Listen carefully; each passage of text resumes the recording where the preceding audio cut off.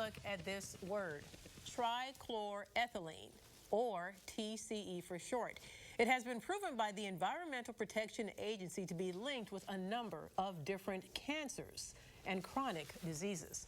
This chemical is in the water supply in the small town of Andrews in Huntington County. As we have been reporting for quite a while now, the people who live there have not had clean water in more than 30 years because of it. Fox 55's Avery Johnson has been on special assignment uncovering the water plight this town has been facing now for decades. She joins us now in studio with more. Avery.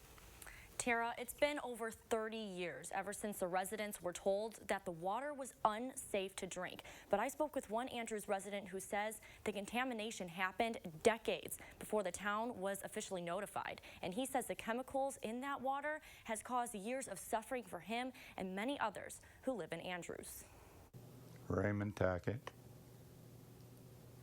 82, 62 years in Andrews. Raymond Tackett goes to the grocery store twice a week to buy 2 cases of water.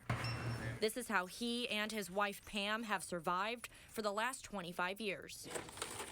And with Raymond's poor health, 2 cases is all he can carry, which means multiple trips to the Huntington Kroger every week. That takes a terrific toll on you. You think about your mind wants to tells you can do something and your body won't let it do it. But water prices have gone up since the pandemic. 3 times a week, 2 cases. 2 cases are $11.90, so $32, $33 a week. And on top of that, his average water bill is about $120 a month for 2 people. I'm paying a water bill every month for something that I can't use. It's got poison in it. This means he spends an average of $132 a month on bottled water and another $120 on the town water bill, costing an average of $250 a month just in water for a 2-person household. And not only has surviving off of bottled water caused them to suffer mentally, physically, and emotionally, but the Tacketts believe their health issues are a direct result from years of drinking the contaminated water before they found out what was really in it. I have stage 3 kidney disease, and it's almost a stage 4. And I felt if I hadn't quit drinking this water, I would be dead with all the rest of my friends down here at the Andrews Cemetery. Pam has a long history of health issues as well. She had breast cancer in 2005. I believe that was a direct cause of the water that she'd used and drank over the years. Right behind me is where the Andrews water crisis all began, in a former car part factory. And Tackett knows this place better than most. He worked here for over 30 years and handled TCE every day. Trichloroethylene was a degreaser that you clean parts with that came off the screw machines.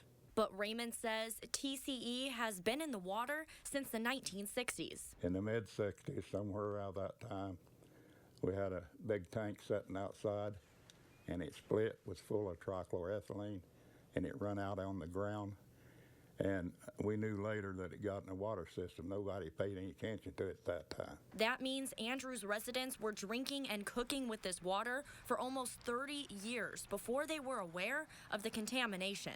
1992, I think, was when we really got aware of the trichlor being in the water. But Raymond says even if a solution for the water crisis comes to light, there will be no escaping the cancer-causing chemical. That's not going to change the trichlor in the ground where the fume's at, where it can, if you plant in the garden, it's not going to change that.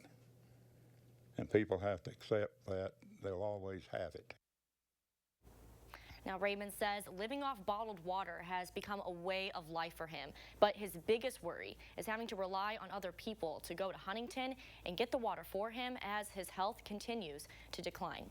Live in studio, I'm Avery Johnson with Fox 55 News.